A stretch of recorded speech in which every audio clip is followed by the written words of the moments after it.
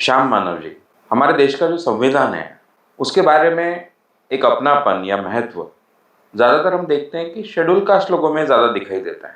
पर खासकर ओबीसी, उनमें हम अगर देखें तो अगर संविधान बदल भी देना हो या संविधान खतरे में ऐसा बोले तो उनमें उसको लेकर कोई चिंता दिखाई नहीं देती या उन्हें कोई अपनापन है इस संविधान को लेकर ऐसा दिखाई नहीं देता। तो ऐसा क्यों? भारत देश ने संविधान स्वीकारा और नेहरू जी के नेतृत्व में देश उस दिशा में निकल पड़ा। सही माने में कांग्रेस गवर्नमेंट ने या फिर स्वतंत्रता आंदोलन ने संविधान के जरिए भारतीय लोगों को क्या दिया, इसके बारे में कभी बहुत ज्यादा चर्चा नहीं हुई। और कांग्रेस गवर्नमेंट की ये आदत नहीं रही है कि वो अपनी बात बड़े बढ़ चढ़कर लोगों के सामने लाए, लेकिन ये बहुत आवश्यक था इस ढंग का प्रचार करना, इस ढंग की बात लोगों तक पहुंचना। लेकिन ये बात पहुंच नहीं पाई, ये वास्तविकता है। पहली बार संविधान दिवस के नाम पर बड़े पैमाने पर संविधान का महत्व लोगों के सामने लाने का प्रयास किया गया और ये संविधान दिवस मनाने का बहुत बड़ा जो प्रयास चला, उस प्रयास में मोदी गवर्नमेंट ने बहुत बड़ा हिस्सा भी निभाया। आर्थिक बड़े पैमाने पर राशि उस पर खर्च की, लेकिन उसका परिणाम ऐसा हुआ कि पूरे देश में यह वातावरण फैला कि यह संविधान डॉक्टर बाबा साहब आंबेडकर जी ने निर्माण किया है।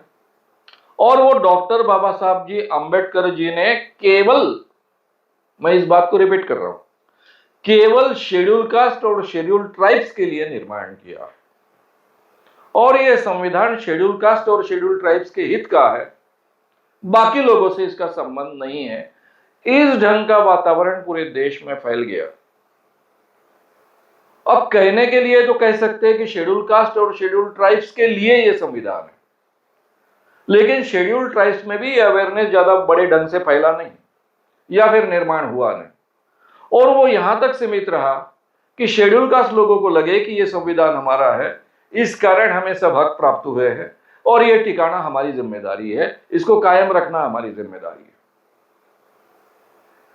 इस ढंग का वातावरण निर्माण करने में मोदी गवर्नमेंट बड़े पैमाने पर सक्सेसफुल हुए और जो अपने आप को अंबेडकर जी के अनुयायी मानते हैं वे भी इसमें सक्सेस हुए। हालांकि ये उनका पराभव है, ये अंबेडकर जी के विचारधारा का पराभव है, क्योंकि ये संविधान के जरिए सब इंसानों को बराबरी का हक मिला है। आप किसी भी जाति के हो, किसी भी धर्म के हो, किसी भी लिंग के हो, आपको समानता के अधिकार मिले। समानता पॉलिटिकली, राजकीय दृष्टि से, आर्थिक दृष्टि से बराबरी मिले, उसके लिए कम से कम समान अवसर मिले, सामाजिक स्तर में समान दर्जा मिले, बंधुता, स्वतंत्रता और न्याय, ये चारों बराबरी के हक इस माध्यम से हमें प्राप्त हुए। ये जानकारी बोलिए या फिर इसकी धारणा बोलिए, लोगों तक नहीं पहुंची। ये सबसे बड़ा षड्यंत्र है ऐसा मैं मानता हूं। और जाने अनजाने में अपने आप को अंबेडकर विचारधारा का वहन करने वाले जो लोग बोलते थे, उन्होंने इसमें हिस्सा निभाया। हालांकि ये संविधान के माध्यम से ब्राह्मण पुरुष छोड़कर बाकी सब लोगों को अधिकार मिले, क्योंकि ब्राह्मण पुरुष को इस देश की मनुस्मृति के माध्यम से बहुत ज्यादा अधिकार पहले से उपलब्ध थे, बाकी लोगों को ये अधिकार नहीं थे। इंसान कर भी उनका अस्तित्व इस देश में मान्य नहीं था। संविधान ने पहली बार हर इंसान को, वो केवल इंसान है, भारत में जन्मा है, भारत में पैदा हुआ है, इसके आधार पर उसको बराबरी का हक दिया, इंसान कर एक सम्मान और प्रतिष्ठा दी, समान न्याय का आश्वासन दिया और एक दूसरे के साथ में समान स्तर पर जीने का अवसर प्रदान हो, उसमें से बंधुभाव निर्माण हो, इस ढंग का वातावरण निर्माण करने की जिम्मेदारी स्वीकारी। ये बहुत बड़ा योगदान इस संविधान का रहा है। इन बातों को हम सही माने में भूल जाते हैं, और इसके लिए मैं इन लोगों को जिम्मेदार मानता हूं। उसी के साथ में मैं कांग्रेस को भी जिम्मेदार मानता हूं। यानी अभी ये चुनाव के माध्यम के जरिए, अभी जो 1924 का चुनाव हो रहा है, उस बहाने मैंने करीबन 34 व्याख्यान दिए हैं इस विषय पर, और इस व्याख्यान के जरिए ये बात मैंने लोगों तक पहुंचाने की कोशिश की है कि भाई ये संविधान केवल डॉक्टर बाबा साहब अंबेडकर जी ने निर्माण नहीं किया, ये संविधान कांग्रेस का है। गांधी जी के नेतृत्व में चला हुआ जो कांग्रेस का स्वतंत्रता आंदोलन है, उसमें से ये निर्माण हुआ। इसमें नेहरू, गांधी, पटेल, इन सब का इक्वली हिस्सा है।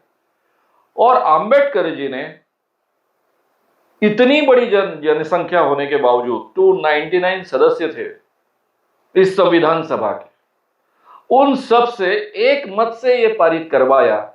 ये अंबेडकर जी की सबसे बड़ी विशेषता रही है, और इतना अद्वितीय संविधान बना कि पूरे दुनिया में इस ढंग का संविधान नहीं। पूरे दुनिया में ये चारों मूल्यों के आधार पर सब इंसान को बराबरी का न्याय देने वाला ये पहला संविधान है, और इतना सुंदर संविधान हम निर्माण कर पाए, इसमें कांग्रेस का बहुत बड़ा हिस्सा है। सही माने में बोला जाए तो ये कांग्रेस का संविधान है, अंबेडकर जी का उसमें हिस्सा है। ये बात लोगों तक पहुंचाना बहुत जरूरी था। कांग्रेस वाले को ही इसकी जानकारी नहीं है, ऐसी स्थिति आज के जमाने में। इसलिए इस संविधान ने सबको न्याय दिया है, भारत के हर इंसान को पहली बार न्याय दिया है, ओबीसी को बड़े पैमाने पर न्याय दिया है। हमेशा बात होती है कि यहाँ शेड्यूल कास्ट और शेड्यूल ट्राइब्स को रिजर्वेशंस मिले। ये बात सही है कि पहले reservation schedule caste, schedule tribes को मिले।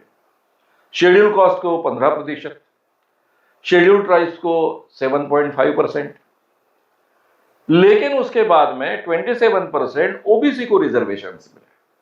ठीक है, मंडल आयोग के बाद में मिले वो, विश्वनाथ प्रताप सिंह के नेतृत्व में जब सरकार बनी इस देश में, तब 90 में ये मिले। लेकिन इसका प्रावधान पहले से हमारी संविधान में डॉक्टर बाबा साहब अंबेडकर जी ने कर रखा था, इसलिए सहजता से संभव हो पाया, और तब से ये ऑलरेडी रिजर्वेशंस मिल रहे। इसके फायदे ओबीसी के एक बहुत बड़े तबके को मिल रहे, जिनकी संख्या इस देश में 70% के आसपास। अब ये सब बातें लोगों तक नहीं हम पहुंचा पा रहे, या फिर पहुंचा नहीं पा रहे हैं, इसलिए वो संविधान यानी अंबेडकर जी का है, अंबेडकर जी ने उसको बनाया है, केवल शेड्यूल कास्ट के फायदे के लिए वो है। इस ढंग का वातावरण तैयार करने में कुछ लोग इसमें बहुत सक्सेस हुए। हालांकि सबसे बड़ी बुरी बात ऐसी है कि इस संविधान के जरिए जिसे हक प्राप्त हुआ, ऐसी स्त्री, नाम उनका मधु मिश्रा, ये बीजेपी की एक नेता, वो कहती है कि हमारे सिर पर अभी चमार लोग बैठे हैं, जो चमार हमारे जूते सीते थे, जो कभी हमारे पास बैठने की हिम्मत नहीं करते थे, वो इस संविधान के जरिए हमारे सिर पर आकर बैठे हैं। अब ये बात कौन कह रही है? एक स्त्री कह रही है, जिसको एजुकेशन का अधिकार नहीं था, जिसको स्वतंत्र विचार करने का अधिकार नहीं था। वो ब्राह्मण स्त्री होने के बावजूद उसको ये स्वतंत्र विचार करने का अधिकार नहीं था। मनुस्मृति में स्त्री न स्वातंत्र्यम अर्हति कहा गया है, उसे कभी स्वतंत्रता नहीं मिलती, उसे एजुकेशन का अधिकार नहीं। बचपन में पिता ने, जवानी में पति ने, और बुढ़ापे में उसके लड़के ने उसकी सुरक्षा करनी चाहिए, उसके विचारों के आधार पर उसने चलना चाहिए। ये स्पष्ट आदेश मनुस्मृति के। उस स्त्री को इस संविधान के आधार पर एजुकेशन का अधिकार मिला, विचार करने की स्वतंत्रता मिली, भाषण देने की स्वतंत्रता मिली, और वही कह रही है कि ये संविधान के जरिए ये सब चमार लोग जो हमारे पैरों के पास में बैठते थे, हमारे पैरों की जूतियां तैयार करते थे, वो हमारे सिर पर संविधान के कारण आकर बैठे। तो ये विरोधाभास हमारे देश में हमेशा रहा है। ये अज्ञान के कारण निर्माण नहीं हुआ है, ये डेलिबरेटली ये संविधान केवल कुछ शेड्यूल कास्ट के लिए है, शेड्यूल कास्ट का है, उन्होंने बनाया है। इस ढंग का वातावरण निर्माण कर इस संविधान को बदलना चाहते और फिर से मनुस्मृति लाना चाहते, ये उनका षड्यंत्र है। इस कारण इस षड्यंत्र को हमने उखाड़ कर फेंकना चाहिए। इस संविधान ने इस देश के कुछ लोगों को छोड़कर, मुट्ठी भर लोगों को छोड़कर बाकी सभी लोगों को न्याय दिया है, सभी ब्राह्मण स्त्रियों को न्याय दिया है। ये हमने कभी भी भूलना नहीं चाहिए। अगर आपको ये वीडियो पसंद आया हो तो उसे ज़रूर लाइक करें, लोगों में ये अवेयरनेस फैलाने में हमारी मदद करें, वीडियो को ज़रूर शेयर भी करें। तो हमारे YouTube चैनल शाम मानो को विज़िट करें। ऐसे सारे वीडियोस का आनंद लेने के लिए हमारे चैनल को सब्सक्राइब करें, उसके लिए सब्सक्राइब बटन दबाएं। नए वीडियोस का नोटिफिकेशन पाने के लिए बेल आइकन दबाएं।